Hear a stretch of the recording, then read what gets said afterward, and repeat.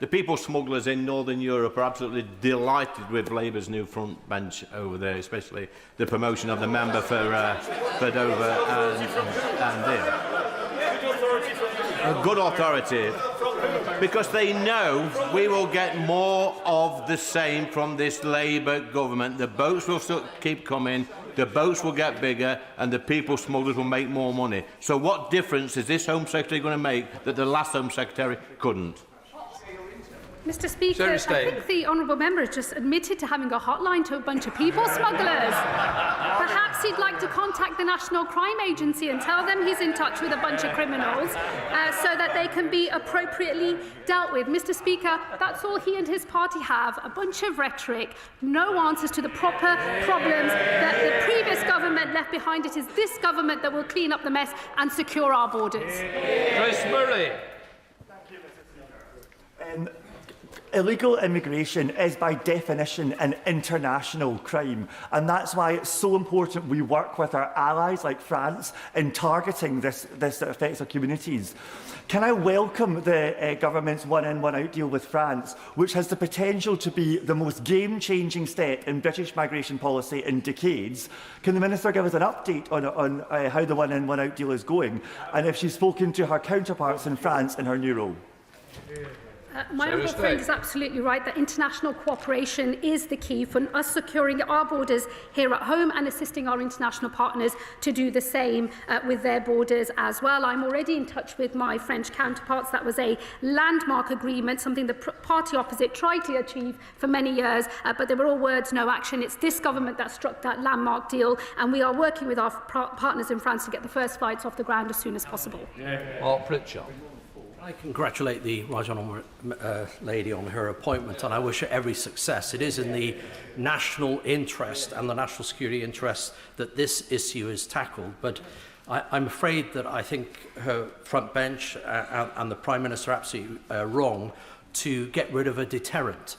And notwithstanding all the new policies, all the new bills, all the new relabelling and rebadging of organisations, unless there is a deterrent, the illegal migrants will continue to cross the channel, as they have been since this government has been in power. So when is a deterrent going to be put in place, and what will it look like? Firstly, let me welcome the tone of the first part of the honourable gentleman's question. It is in our collective national interest that we secure our borders, and I look forward to working with colleagues from across the House as we get on with that important task. It is important not just to prevent criminality, but also to hold our own country together, and that's why I've always said I will do whatever it takes. I'm afraid to say to him that the Rwanda agreement, which is what he was referring to as a deterrent, was nothing of the sort. From the day that agreement was signed to the day that it was cancelled, 84,000 people crossed into this country. So that shows it was not a deterrent that was ever going to work. I am clear I will do whatever it takes, and I am already considering other measures that will deter people from making that crossing in the first place, and I will update the House in due course. Leader. Thank you, Mr. Speaker. Mr. Speaker, immigration is still a big issue for my constituents. They email about it, it comes up when I'm in the pub. But people's frustration is turning to direct action, and Northampton is now filled with flags. Does the Home Secretary agree with me that flags are a symbol of our pride in our country and shouldn't be hijacked by plastic patriots and those who don't work in our country's interest? Well, let me be very clear. I understand the strength of feeling across communities in this country about the use of hotels in particular.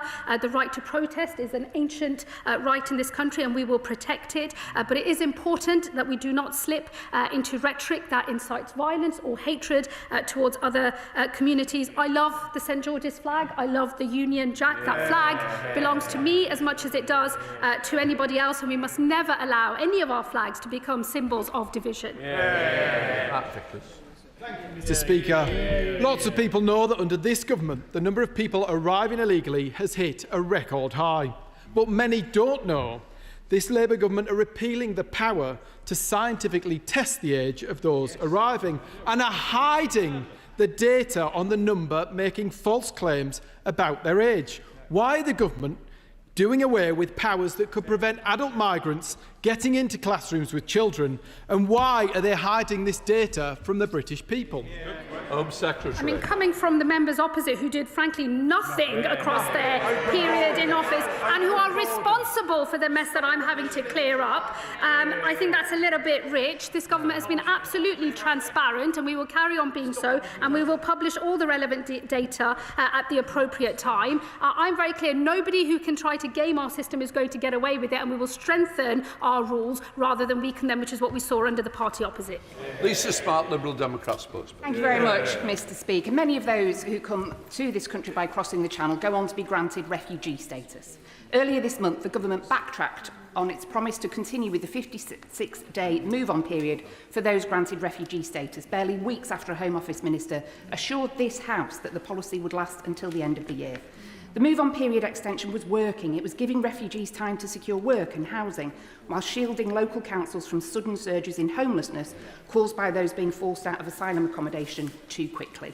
Halving the move-on period is worse for refugees who want to support themselves, worse for communities who are supporting them till they can get on their feet, and it's certainly worse for already stretched council budgets. Does the Home Secretary agree that it's better to do what works, both for refugees and the communities welcoming them, and will she look again at reinstating a policy that worked rather than chasing headlines? Well, I have to say to the Honourable Lady, we are following what is working. Rather than having an arbitrary time period, we're working with local authorities to make sure we have the appropriate move-on period. It's in nobody's interest that people remain in hotels for longer than is absolutely necessary. And of course, it is this government that will end the use of asylum hotels. Mahmood.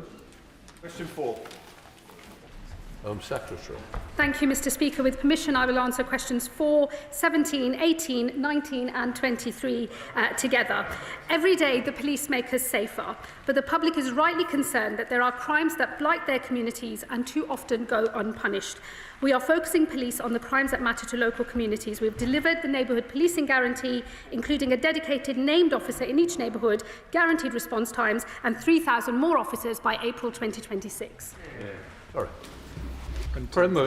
Whereas, Mr Speaker, the Devon-based Devon and Cornwall Police and Crime Commissioner announced with great fanfare months ago that Camborne in my constituency would be a focus for her. There's been very little evidence of that increased focus since. She's also said that Redruth would not be a focus because it wasn't a business improvement district. Neighbourhood policing performance in the towns of Camborne, Redruth and Hale are inextricably linked. Can the Secretary of State meet with me and Cornish colleagues to discuss neighbourhood policing across Cornwall? I thank my honourable friend for his question. I'm very sorry to hear about those issues with the Police and Crime Commissioner in his local area. It is important that those concerns are listened to. I'll be very happy for him to meet with the Policing Minister. Serena Brackenridge. Thank you, Mr Speaker. I welcome the action that this government is taking to strengthen neighbourhood policing in Wolverhampton, with 27 additional roles and officers newly allocated or moved back into neighbourhood roles. 14 years of cuts left West Midlands Police with around 700 fewer officers than in 2010, and a funding formula that shortchanges our region by £40 million every year. Will my right honourable friend commit to reviewing the Tories' funding formula so that my constituents in Wolverhampton North East can have the same level of neighbourhood policing and security as other parts of the country? Home Secretary. Well, I thank my honourable friend for her question. As a fellow West Midlands Member of Parliament, of course I hear her concerns, but she'll understand that, as with previous years, decisions on police force funding allocations will be made via the police funding settlement, which is taking place later in the year. Kevin Bonavere. I'd like to commend the Government for its commitment to neighbourhood policing, not least the proposed powers in the Crime and Policing Bill that will empower officers to stop antisocial and illegal e-scooter riding, which has been a dangerous blight across Stevenage town centre. However, does my right honourable friend not agree with me that we should be giving police the legislation and guidance they need to keep our local neighbourhoods safe, rather than arresting individuals for posting views on social media which, whilst considered offensive by some, are nowhere near the bar for inciting criminal behaviour? Home Secretary. I thank my honourable friend for his question. On the first part of that, he's absolutely right about strengthening neighbourhood policing to deal with the concerns that he has raised. That's why we've brought new powers forward in the crime and policing bill. And I also agree with him. It is important that the line between that which is perfectly legal, fair comment, even if offensive, and that which is illegal is maintained as strongly as possible. I've already had conversations with senior police officers on this matter, and I'm pleased to see some of the statements coming from, for example, the Chief of the Met Police. I will be meeting with them in more detail to make sure that this line is not crossed so that we can maintain confidence in our police. John Morrison. Mr Speaker, the Prime Minister promised there would be a summer blitz on antisocial behaviour with more funding, more community police officers promised for our constituencies. Yet this summer in Cheadle Village, we've seen even more antisocial behaviour in the community. Throughout the summer, I was contacted by residents about crime in the area, including police officers being attacked, a local school being broken into, and neighbours being threatened for simply asking gangs not to throw rocks at their house. One of my constituents, Adam, told me it's the worst he's ever seen it. So can I ask the Secretary of State, why is this summer blitz on antisocial behaviour not included Cheadle? Secretary. Well, I thank the honourable member for his question. Over 500 town centres across England and Wales have seen the benefits of that summer initiative. I will ask questions of my officials about his area in particular, but that is an important model that we have trialled this year, which we will look forward to building on as we make sure that we have local responses, neighbourhood policing that can deal with local concerns and therefore build confidence so that people can enjoy our town centres as they used to do. Lorraine Beavers. I welcome the Government's commitment to neighbourhood policing guarantee to restore bobbies on the beat in our town centres, following 14 years of Conservative cuts, which has left our towns and villages to the mercy of shoplifters and the antisocial behaviour. Could the Minister outline how Lancashire, and in particular my constituency of Blackpool North and Fleetwood, will benefit from this guarantee? Secretary. The neighbourhood policing guarantee is absolutely critical to dealing with the issues that my honourable friend raises and raising confidence in policing more generally. The guarantee will ensure that all areas, including her own, will have a named dedicated officer with guaranteed patrols and reliable response times, as well as having absolute clarity about what local policing priorities are. Sir Julian Lewis. How can persistent shoplifters be deterred if short sentences are abolished? Secretary. Well, he's asking me a question relating to my previous brief, but he will be pleased to know that I expect the new Justice Secretary and Lord Chancellor to be setting out proposals for dealing with, in particular, prolific shoplifters based on some of the conversations and exchanges he and I have had. I know this is a big problem, but the government will have a response to tackle the scourge of prolific shoplifting. Lee Dillon. Thank you, Mr Speaker. I had constituents contact me yesterday from the Pound Street Mosque and the Riverside Centre Mosque who had heard comments from the Unite the Kingdom rally about Islam not being welcome in this country or welcome in Europe. How can neighbourhood policing help reassure my constituents and the 3.9 million practising Muslims in this country that they have the right to practice their faith without fear? Well, freedom of conscience, religion and belief is a protected freedom in this country. It's part of the rights and responsibilities that we have as citizens of this great nation, and nothing should get in the way of that. Freedom of speech is also a protected freedom in this country, and there will always be some crossover between these freedoms, but I'm absolutely clear, and this is why in answer to the previous question, there is a line between content that is offensive, rude, ill-mannered, and incitement to violence, incitement to hatred. Those are crimes, and it is important that we police that line between these types of comments effectively so that everybody in this country can have confidence in our policing system, but also confidence in exercising their rights under the law of our land. Speaker. Last week was Rural Crime Action Week, and I recently had an opportunity to join Cambridgeshire Constabulary's Rural Crime Action Team to see the work that they do, despite having to cover a huge county of 8 constituencies with just 14 officers. Those officers have recently been reallocated from being designated as Operational Support Unit officers to being neighbourhood policing officers, thus bolstering the number of officers the government would classify as neighbourhood police and helping the target of 3,000 officers be reached. But these officers aren't new, and nor are they dedicated neighbourhood police. So can the Home Secretary explain to me why she's artificially inflating the numbers of neighbourhood policing by reclassifying those in specialist roles? Secretary. The government's policy position is to ensure that the policing resource that we have focuses on neighbourhood policing, and that is because we know that visible neighbourhood policing increases confidence that communities have in going about their business. It helps us take our town centres back from those who indulge in low-level criminality. It's not low-level because it harms people and their confidence in their own communities, and that's why we make no secret and we are not ashamed of our neighbourhood policing guarantee.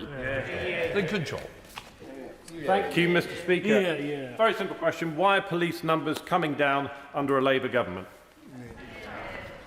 Home Secretary. This government is focusing on delivering neighbourhood policing. We are going to have 3,000 neighbourhood police officers by April of 2026, with 13,000, as we committed in our manifesto, by the end of the Parliament. Jenny Riddle-Carpenter. 5, please, Mr. Speaker.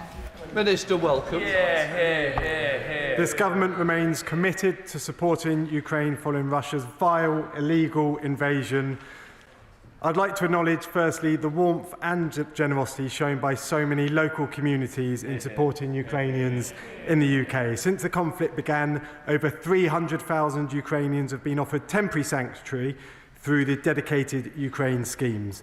Ukrainians can still apply to the Homes for the Ukraine scheme with a UK sponsor, and once here, extend their stay to a total of 3.5 years, as recently announced. Jenny Riddle-Carpenter. Thank you, Mr. Speaker. May I start by congratulating the Minister and welcoming him to his place.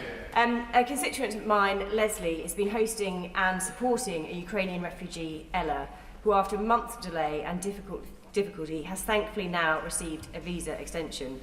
But Ella's case highlights the wider problems in the system: long waits, radio silence and a lack of communication, causing huge distress for those refugees and their hosts. Can the Minister set out, firstly, what is being done to improve visa applications generally, and secondly, if the government will consider re-looking at allowing Ukrainian refugees who don't want to or can't return to Ukraine the pathway and the chance of applying for indefinite leave to remain? Minister. I thank my honourable friend for her hard work in this area and for her congratulations. The UK government has been clear from the outset that the Ukraine schemes are temporary and do not offer a direct route to settlement. The extension of UP does reflect our strong humanitarian commitment, whilst also respecting, this is important, Ukraine's wish for its citizens to return when safe to support that future national recovery. The long-term position is under active consideration and further details will be provided at the earliest opportunity. Jessica Moore. Question number 6, Mr. Speaker. Minister. The United Kingdom boasts a fantastic array of cities, each of which has a unique character and appeal, and in order to thrive, our city centres must be safe. That is why this government is putting policing back on the beat and bringing in stronger powers to crack down on shop theft and antisocial behaviour. Jessica Morton. Pleased to see Newport City Council announced last week 300,000 for new CCTV in our city centre, and I also commend the work of Trade-in Standards, whose efforts have seized almost £2 million of illegal cigarettes and vapes. But whilst Trade-in Standards and the police are working really hard to tackle this particular issue, the time-limited nature of shop closure orders means these shops often quickly reopen. So what more can the government do to strengthen powers to stop this? Minister. Can I welcome the activities that have been occurring that my honourable friend talks about in Newport City. That's good news to hear. The Tobacco and Vapes Bill will strengthen enforcement and crack down on rogue retailers, and there are a raft of other measures in that bill that will crack down on these pernicious crimes. So I look forward to talking more with her about those. Dave Dugan. Mr. Speaker, sometimes crime wears a suit, as happened in Brecon in my constituency, where Mackie Motors Brecon had equity in their vehicles stolen by a bank, a French bank based here in London, and through mendacity or incompetence or both, they then turned the oxygen of that business of 50 years off. I've met with some Home Office ministers and Treasury ministers to try and get around this, but my constituent has been to the FCA, who told them to go to the police, who then told them to go back to the FCA, who then told them to go to citizens' advice. You couldn't make this cluster fanco up. Isn't it the case that in the UK today, if you're an SME in dispute with a bank, the FCA will demonstrate that they are neither use nor ornament? Minister. Well, can't comment on the specific details because obviously I'm not aware of them, but very happy to have that conversation. I've had SMEs in my constituency who've had similar issues, so very happy to take that forward. Is Swallow. Question 7, please, Mr. Speaker. Minister. Forgive me, I've turned the wrong page, Mr. Speaker. Can I, with permission, group this question with questions 8 and 20? Antisocial behaviour causes untold distress and misery across our communities. Under the previous government, the response to this menace was weak and ineffective, and visible neighbourhood policing declined dramatically. This government is putting that right by rebuilding neighbourhood policing, introducing respect orders to tackle persistent perpetrators, and stronger powers to seize dangerous and deafening off-road bikes. Yes. Yeah. Please, Swallow. Can I thank the almost 500 constituents who have responded to my summer road safety campaign? One of the top issues raised is the use of antisocial off-road bikes, and I warmly welcome new measures in the Crime and Policing Bill to allow the police to seize these bikes without warning. Will my honourable friend also look at the sale of these off-road bikes and what can be done to restrict them at source? Yeah. Minister.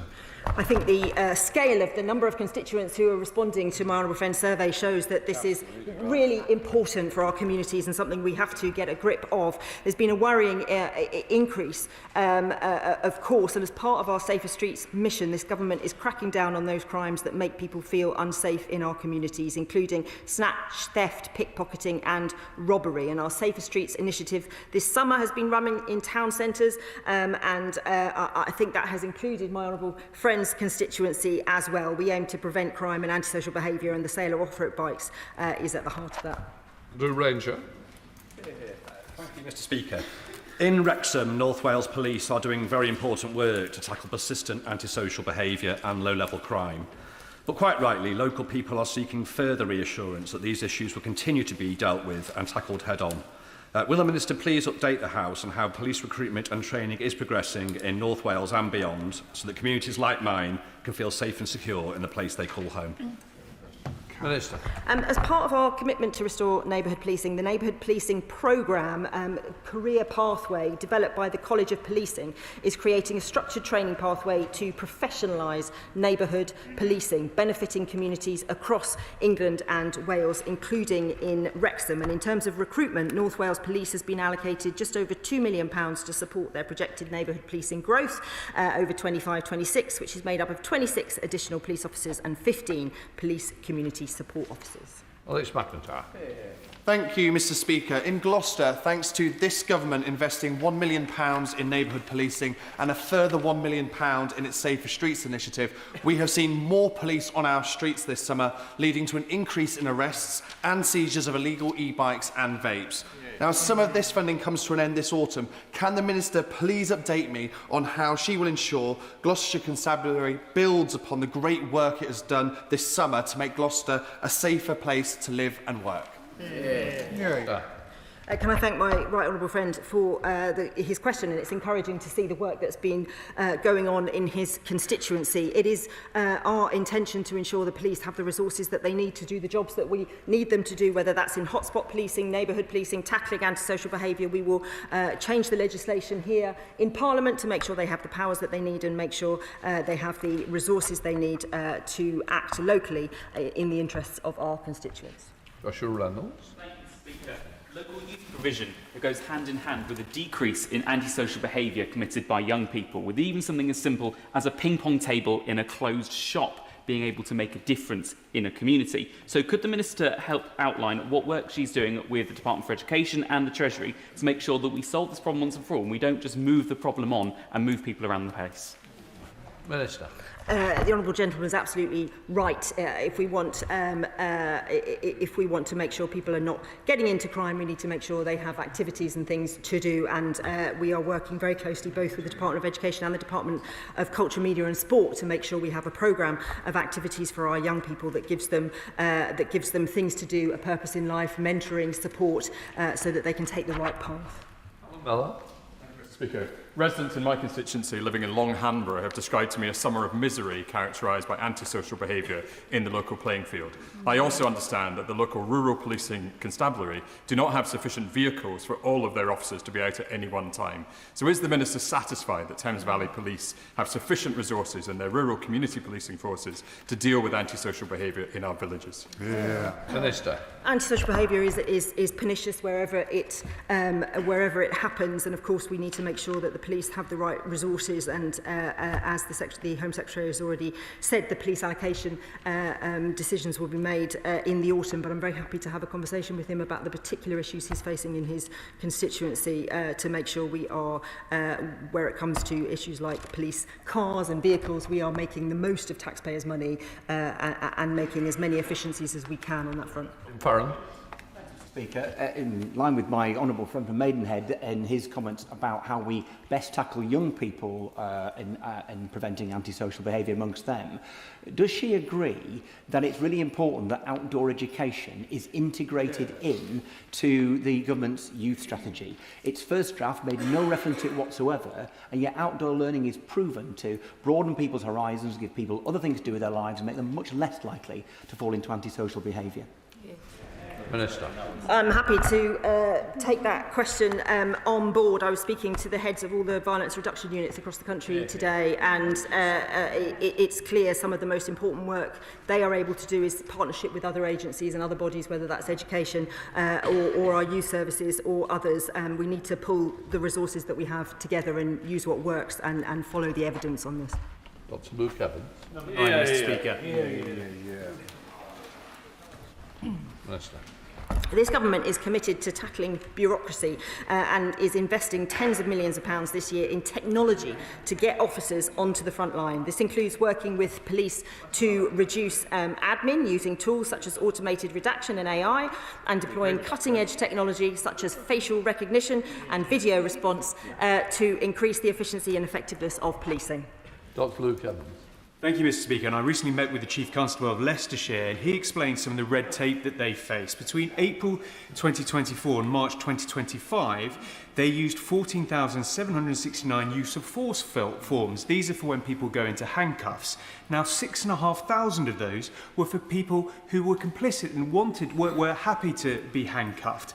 Each time they do that, it takes on average 23 minutes to fill in one of those forms. That could be taken away and would save about £50,000 for the force. So would the Minister look at this, and would she meet with me to discuss some of the other practical red tape that we could remove to make policing much more streamlined? Minister. We need to make sure policing are doing what we need them to be doing, that they're out on the street solving crime and not tied up in red tape. That's absolutely sure. The way to be tough on crime is to be smart on crime, and I'm very happy to look at his suggestions. Sam Cullen. Thank you very much, Mr. Speaker. I recently met a police officer in Cambridgeshire who told me that force has a policy requiring all footage from stop searches to be reviewed by a more senior officer. They feel that due to this, they're discouraged from doing proactive patrols due to the extra work it adds to already stretched supervisors. So will the Policing Minister write to Cambridge's Conservative Police and Crime Commissioner urging him to be more proactive on challenging these issues so that our frontline police can spend as much time as possible out in our communities? Minister. Well, look, I'm sorry that his Police and Crime Commissioner is not doing what is needed here. We need to empower police to be out doing what they do best, not creating barriers for them to do so. Ben Gold. Question 10, Mr. Speaker. Minister. Shop theft hit a record high in the last year of the previous government, but our crime and policing bill will remove the effective immunity for shop thefts under £200. We are investing over £7 million to support police efforts against retail crime over the next 3 years, including supporting a specialist team to target organised gangs and offenders, and we also back the Tackling Retail Crime Together strategy, which with industry and police are collaborating to better target perpetrators. Ben Goldsborough. Thank you very much, Mr. Speaker. As a proud member of Usdaw and formerly the youngest deputy store manager for Halfords in the east of England, I know first-hand the fear that shoplifting causes to retail workers. What action is my honourable friend taking to ensure that the police have the powers they need to use the full force of the law to tackle those who steal from our shops? Minister. My honourable friend is absolutely right, and I think this is something that probably every Member of Parliament in this House hears about and knows how distressing it is, and the intimidation of shop workers must stop. The thieves who target shops and are stealing to order must be targeted. We are repealing the legislation which makes shoplift theft of and below £200 a summary-only offence, which will send a clear message that we will not tolerate this crime. Jarvis. Thank you, Mr. Speaker. Recently, AC Models in my constituency of Eastleigh was targeted by a series of thefts which cost owners Anna and Clive thousands of pounds. Yet the shoplifter was ordered to pay them just £240 in compensation. With retail losses due to theft at record highs, what measures is the government taking to support small businesses that are preyed on by shoplifters? Minister. Can I thank the Honourable Lady for that question? We need to protect retail workers. We need to do more to tackle shop theft, as I've just outlined. We are doing just that, and I am very sorry to her constituents who have had to suffer this terrible crime, and we need to make sure the message is loud and clear that we will not accept it. Andrew Stone.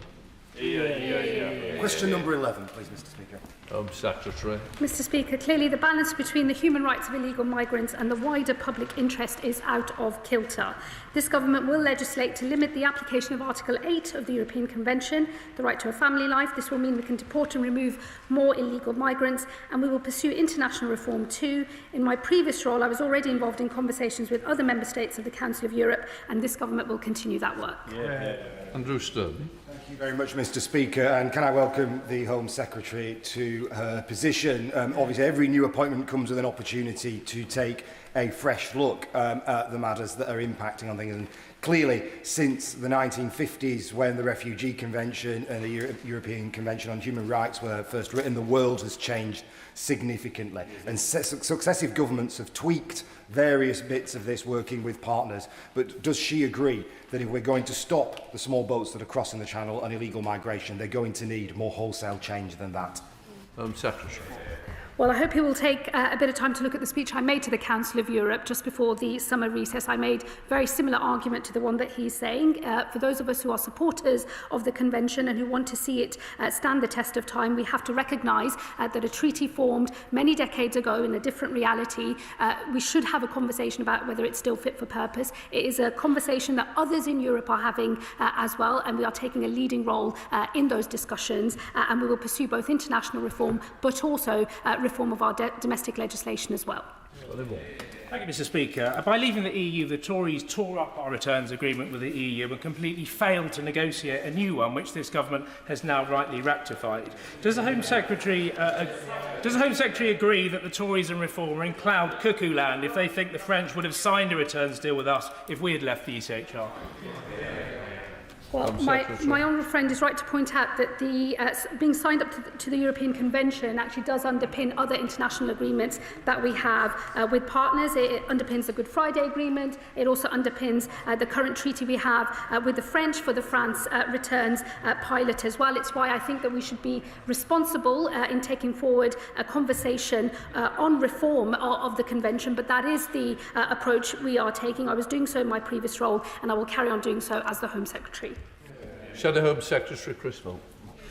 Thank you, Mr. Speaker. And let me start by warmly welcoming the Home Secretary to her place. I'm very much looking forward to the exchanges that we will have so long as the Prime Minister leaves her in post.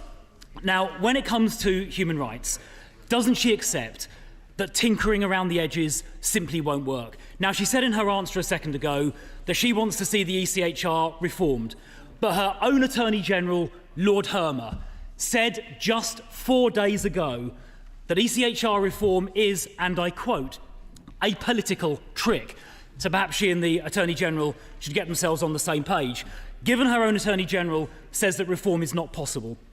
Doesn't she agree, as my honourable friend said a moment ago, that more fundamental changes are needed? Because this year has been the worst in history for illegal immigrants crossing the Channel, up 38% compared to last year.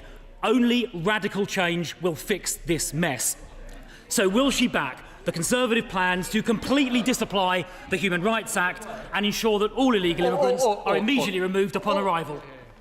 Can I just say, please, you know the score, you know how we've got to get through questions. When colleagues don't get in, they're going to blame the Shadow Home Secretary. So please, try and help others. Home Secretary.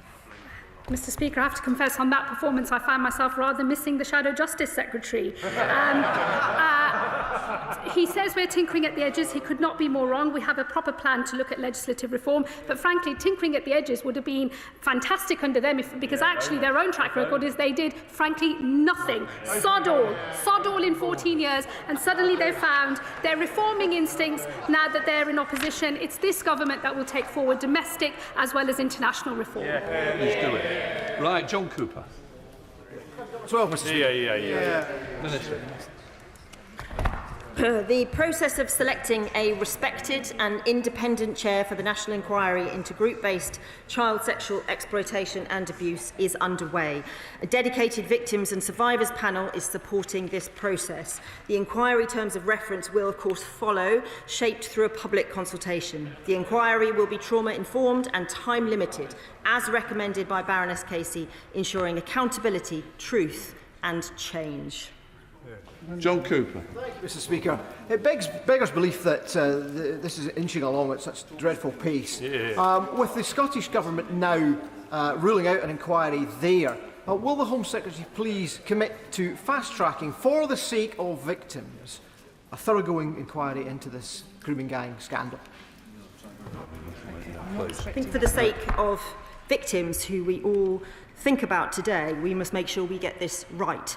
We know with the previous inquiry, the Baroness J inquiry, how there were multiple issues with the chair at the start of that inquiry. That inquiry took many years, and we want to make sure we follow what Baroness Casey has recommended, that we do this right, that we do this properly, that we do this alongside those victims that we are talking to, and must, of course, be leading the way on this. We will make sure we get the right strategy, and it's for Scotland and the Scottish Government to decide if they have a similar strategy. And of course, it's important to say we are putting in place lots of other policies to tackle these kind of crimes alongside the very important national inquiry. Sarah Bowles, Shadow Minister. Thank you, Mr. Speaker. This side of the House raised the issue of a national statutory inquiry in January. The government attempted to block those calls until they were forced into a U-turn in June. On the 2nd of September, the Parliamentary Under-Secretary of State said, and I quote, "This government will not lose any more time in pursuing truth and justice for victims and survivors." And yet, here we stand today. No start date, no chair announced, and no terms of reference agreed. The victims need actions, not words. So will the Minister please stand up and tell the victims of these abhorrent crimes when the national inquiry will begin, or will the Secretary of State have to be forced into action just like the last? Minister. To start with, I'm not going to take any lessons from the Honourable Lady after the previous inquiry wasn't implemented in any way, shape or form by the previous government. We, through the Crime and Policing Bill, are putting in place the Baroness J's key recommendations, which is the right thing to do, and we will make sure with this inquiry that is so important, that has victims at the heart, that we make the right decisions on the chair and the terms of reference and the process of this, following the advice that Baroness Casey gave us. We will make sure, and the Honourable Lady will hear soon, but we will make sure this is the right chair, the right approach for those victims. We can do no less. We now come to topicals. Bradley Thomas. Beautifully done. Thank you, Mr. Speaker. I would like to use this statement to address this weekend's events. On Saturday, well over 100,000 protesters marched in London. In doing so, many exercised an ancient right, the right to peaceful protest. But not everyone did. Some turned on the brave police officers who were there to keep the peace. 26 officers were injured and 24 protesters were arrested. Those violent thugs will face the full force of the law. But those who turn to violence on Saturday do not represent who this country really is. When a foreign billionaire calls on our citizens to fight against our ancient democracy, I know this is met by the vast majority with a shake of the head. And that's because we are, in truth, a tolerant country. And yes, we are a diverse one too. You can be English with roots here that stretch back 1,000 years. But you can also be English and look like me. The St. George's Cross and the Union Jack belong to us all. They are symbols of unity, a kingdom united, and they must never be used to divide us. Bradley Thomas. Mr. Speaker, I welcome the Home Secretary to her position. Does she have any plans to introduce a statutory cap on inbound migration? Home Secretary. I thank him for his question. I have one job, and that's to secure our borders. I'll do whatever it takes, but what I will never do is take the approach of the previous government, which was led by gimmicks and false promises which were never met. Mayor Albert. Thank you, Mr. Speaker. Antisocial behaviour, including cars producing excessive noise along Southend Seafront and Westcliff Road, has long affected residents in my constituency. Southend City Council, Essex Police and I are working hard to address these issues. Can the Secretary of State set out how the government is going further and faster to tackle antisocial behaviour, and how delivering on our commitment to have a named neighbourhood police officer in every community will directly benefit residents? £200 million has been made available in forces this year to kickstart the delivery of 13,000 more neighbourhood officers across England and Wales. Very happy to talk to my honourable friend about the issues he's facing. We must tackle antisocial behaviour and crime. Senator Home Secretary, Chris Wood. Thank you, Mr. Speaker. Does the Home Secretary accept her predecessor was moved because this government is failing on immigration? Indeed, 75% of the public think the government is failing. This year has been the worst in history for illegal migrants, up 38%. So let me try again. Will the Home Secretary take this opportunity to commit to real action and back our plans to disapply the Human Rights Act in relation to all immigration matters and immediately remove every illegal immigrant upon arrival? Home Secretary. I'll take no lessons from anyone sitting opposite a government that utterly failed on both legal and illegal migration. It is this government and this Home Secretary that will clean up their mess. Crystal. Brass neck when this has been the worst year in history, and it's gone up by 38%. Now, Mr. Speaker, press reports this week suggest that a handful of illegal migrants might be removed to France, so she's been quite silent about that so far. But this has been amounts to only 5% of people crossing. Does she accept that allowing 95% of illegal immigrants to stay will be no deterrent? And will she commit to publishing full data on a weekly basis?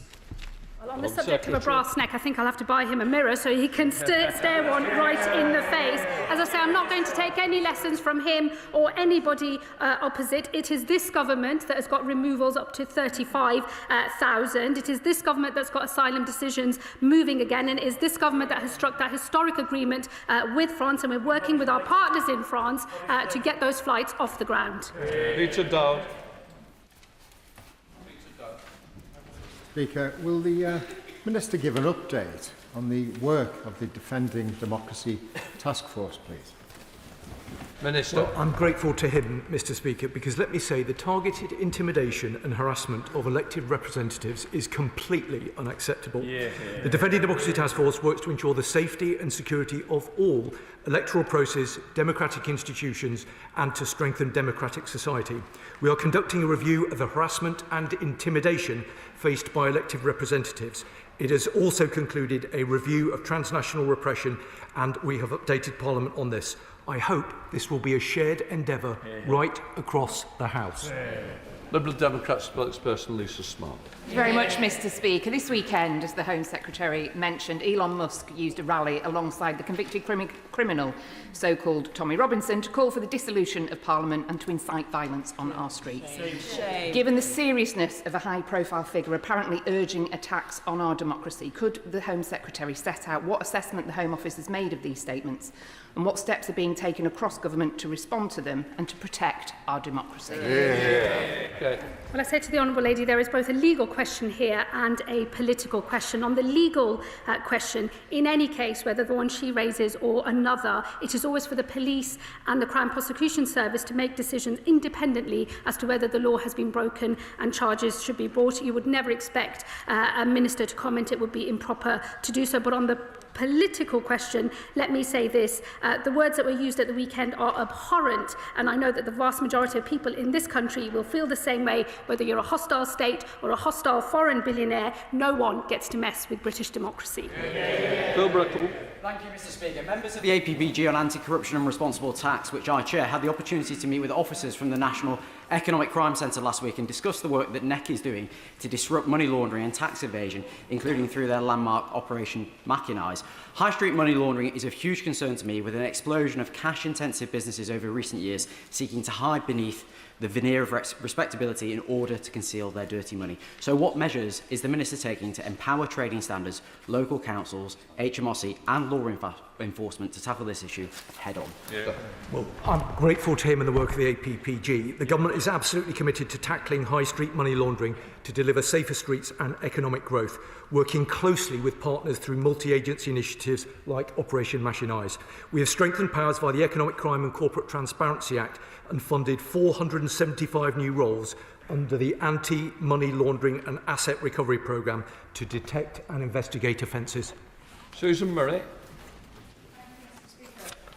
Just over a week ago, nearly 1,000 peaceful protesters, including priests and pensioners, were arrested in a single day for opposing the ban on Palestinian action. Yet over the weekend, at the Unite the Kingdom protest, 26 police officers were injured and 25 arrests were made. Does the Minister agree with my constituents in Mid Dumbartonshire that this raises serious questions about proportionality, and will she consider reassessing the prescription of Palestinian action? Minister. Any attack on the police is utterly shameful, and the right to peaceful protest is a cornerstone of our democracy. It is a freedom that we protect fiercely. But Palestine Action's activities have met the thresholds established in the Terrorism Act of 2000. The organisation has conducted an escalating campaign involving sustained criminal damage to national security infrastructure, intimidation and alleged violence, including the use of weapons, resulting in serious injuries to individuals. Mr. Osborne. Thank you very much, Mr. Speaker. Weaponisation of social media has become a real cancer in our society, with MPs and others being targeted. What steps is the government taking to looking at hostile state threats in relation to social media that might be being used to undermine our democracy? He's right to raise this. New and emerging AI technology has the potential to amplify threats to democracy, including through the use of hyper-realistic bots used to spread disinformation and misinformation at speed. The government is absolutely committed to addressing the threats, including ensuring social media platforms have the right systems in place to identify and tackle harmful material which breach their terms of service. Joe Robertson. Thank you, Mr. Speaker. The Attorney-General has claimed that we need the European Convention and the European Court to solve the illegal migration crisis, an extraordinary claim. Can the Minister please explain, therefore, how Australia have managed to tackle their migration problem and how the US are managing to implement our Rwanda plan, all outside the European Convention, which the Attorney-General says we need?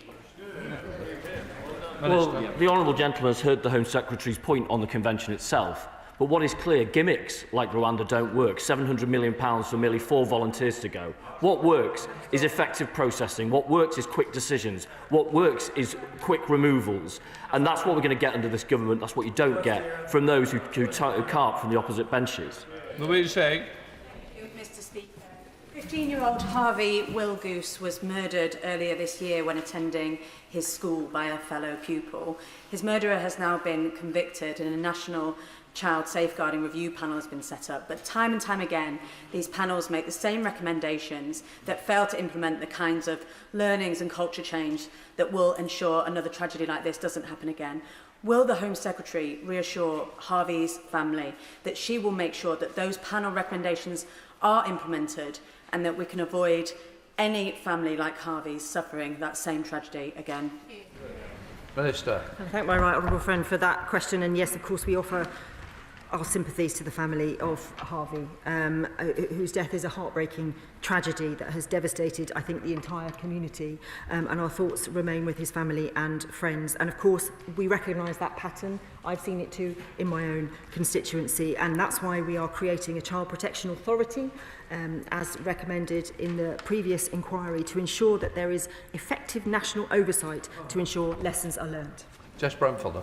Thank you, Mr. Speaker. Chichester City Centre has seen a rise in antisocial behaviour, particularly from those on e-bikes and e-scooters. Residents are understandably concerned about these bikes that are quite often modified and the speed that they can go. So what is the Minister doing to give Sussex Police powers to identify, remove and most importantly dispose of these e-bikes that are ridden so recklessly on our streets? I know this is a concern that many members in this House will share. The Crime and Policing Bill will give the police powers to seize vehicles being used anti-socially, but happy to have a conversation with her about what more we need to do. Caroline Harris. Thank you, Mr. Speaker. A report from charity Justice in Care last year highlighted that a lack of regulation is allowing unscrupulous business owners to exploit vulnerable people.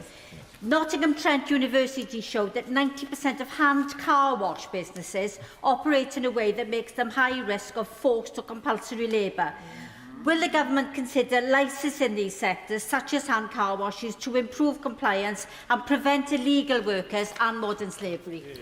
Minister.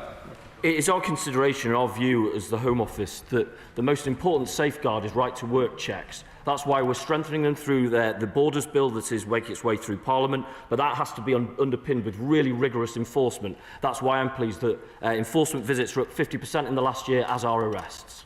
Nick Timothy.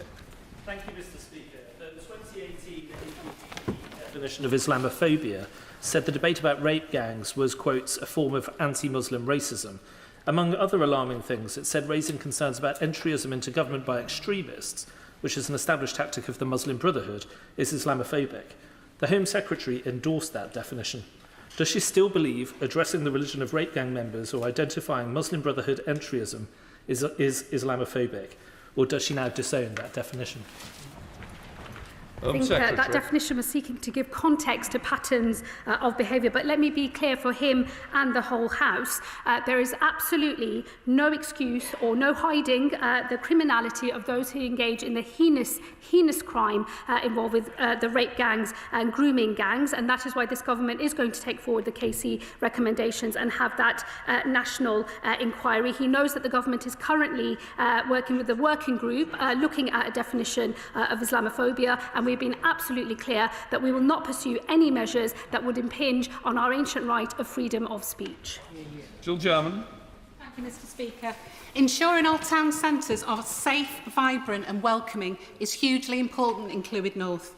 I warmly welcomed this government's Safe Streets Summer Initiative in Rhyl and Colwyn Bay, and from walkabouts recently with local police, it's clear that a strong community police presence is crucial to tackle antisocial behaviour where it arises. So will the Home Secretary make sure that North Wales Police have all the resources it needs all year round in Rhyl, Denbigh, Abergele and Colwyn Bay to help build back our town centres? We've had really good feedback so far from over 500, forgive me, town centres who've had the Safer Streets Summer Initiative. That initiative finishes at the end of September, so we'll have proper analysis then. But of course, it is our priority to make sure our police have the resources they need all year round. Dr Neil Shastri-Hurst. Finally reduce compared to rise under this government? Minister. Targeting shoplifting, as we've been talking about earlier in this question time, is an absolute priority for this government. We have a raft of interventions. We're taking legislative action to protect our retail workers who have been particularly affected by a massive increase in abuse as well as the rise in crime. Meg Hillier. Thank you, Mr. Speaker. I congratulate and welcome the new team to the front bench. A week is a long time. I had a promise to meet a previous minister to discuss the immigration system, because one of the challenges the Home Secretary has inherited is a broken processing system. As one of the largest customers to the Home Office for my constituents, I know where the problems are. I would welcome a meeting with a minister if the Home Secretary would agree. Well, I share my right honourable friend's very important interest in that issue, and I never miss a chance to meet with her. I'd be very glad to do so. Chair of the Select Committee, Dame Karen Bradley. Can I welcome the new front bench team to their place? The previous ministerial team had been clear that they wanted to stop the use of large sites to house asylum seekers, but there have been some indications that that position may have changed. Could the Home Secretary or Minister clarify what the position is, and could they confirm that if they are changing the position, they will learn the lessons of what went wrong previously? I'm very grateful for the question from the Chair of the Select Committee, and I look forward to working with her and her committee in their important work. We have made a significant commitment about particularly the closure of asylum hotels, which is something that's crucial for public confidence. We are looking at big sites, looking at MOD sites. That, I think, is a matter of record. We, of course, will look very closely at the history in this space and make sure anything we do is effective and sustained. Thank you, Mr. Speaker. Firstly, can I warmly welcome the Home Secretary and her team to their place. The Home Secretary will be aware of the recent horrific attack and rape of a Sikh woman in Oldbury, my constituency, during which racist abuse was reportedly directed at the victim. The case is being treated as a hate crime and the suspect is now under arrest. So can the Home Secretary tell me what steps she is taking to support West Midland Police in securing justice in this case and to addressing the wider concerns of the Sikh and our ethnic minority communities regarding the increase of racism in the public discourse, which can lead to targeted violence and damage community safety? Mr. Speaker, I thank my honourable friend for his question. The horror of a sexual assault motivated by race or ethnicity is absolutely appalling. I'm sure the whole House will join me in condemning such crimes in the strongest possible terms. On the specifics of this case, it is an ongoing criminal investigation. It is imperative that we allow the justice system to do its work. I would urge anyone with any further information about the case to get in touch with West Midlands Police as soon as possible, and I hope he and the whole House will have heard my comments earlier in the session today that this government will not stand for any incitement to racial hatred or violence, and it is imperative and I think incumbent on all members of this House to make sure we all jointly, collectively hold that line. Sir John Whittingdale. Thank you, Mr. Speaker. The Minister referred earlier in an answer to the increasing use by police of live facial recognition. While this may well have some effect in tackling crime, it is being used without any legal framework and no national instructions. Can she say when those are going to be put in place? Minister. Can I thank him for his question? Of course, facial recognition is being used for very high harm individuals in a very controlled way, and there is guidance as to how that should be used, but happy to have a conversation with him further. I'm aware that members across this House have raised the issue of the framework within which it operates. Jonathan Hinder. Thank you, Mr. Speaker, and I pay tribute to my former colleagues for the way they professionally policed the protests over the weekend, and I wish those injured a speedy recovery. Now, Mr. Speaker, police officers cannot join a union and they only have one staff association to choose from. That's the Police Federation, the chief executive of which reportedly took home over £600,000 last year. Will the new ministerial team commit to reviewing whether this monopoly can really serve the interests of our brave police officers? Minister. We need to make sure that our police officers are given the best support they can be through the Police Federation. That is the vehicle through which they are supported through any incidents that they have. I will be working very closely with them to make sure they are doing the right thing on behalf of their members. Paul Kohler. Mr. Speaker, I would not be here today without Wimbledon Police Station. In 2014, I was saved from a murderous attack by two brave officers from that station. Wimbledon Police Station is now under threat, with this front counter due to close. Does the Home Secretary agree with me? Local police stations like Wimbledon's are critical to neighbourhood policing and community safety. Yeah. Well, I'm very sorry to hear about his incident. That must have been absolutely terrifying. Of course, we need to make sure our neighbourhood police are responsive, that they are there when we need them most. That's why we are targeting the resources we have to make sure we have neighbourhood policing, but also the response teams must be there when we need them, and through any means to get in touch with them, whether that's on the phone, whether that's online, or whether it's in person, we need to make sure they're there. Bishop. Police officers up and down the country, once reaching 20 years service, such as my previous colleagues, receive a long-term service medal. However, those police community support officers don't seem to receive any recognition for long service. I wonder if the Minister would agree to look into providing similar recompense and recognition for the service that PCSOs provide. Minister. Well, I would hesitate to announce new policy in week one, but I would certainly think there needs to be some kind of recognition for our PCSOs who do such an incredible job across all our communities. Rosenthal. Mr. Speaker, is the Home Secretary aware that 20% of officers in the Metropolitan Police are currently either suspended or on restricted duties, with senior officers warning that the situation is unsustainable. So, does she agree that we need to urgently review both welfare and disciplinary processes within our police services so that towns such as Romford can get more police actually patrolling our streets? Minister. I agree we need to make sure that resources are targeted in the places that we need them. We've made significant reforms to police standards already, ensuring officers, for example, who fail background checks are sacked and gross misconduct leads to dismissal. But we need to make sure this is right and proper and appropriate, and we need to make sure our police are out on the streets where we need them to be. And it will be a conversation I'd be very happy to have with him, and indeed I'll be having with the Met, and I already have with the Commissioner, about how these incidents are being operated. Thank you, Mr. Speaker. Last week, our US allies pulled back from the Global Engagement Centre, their international effort to tackle cyber threats. So what steps is the Minister taking to ensure that our democracy is protected from foreign interference and cyber threats and misinformation?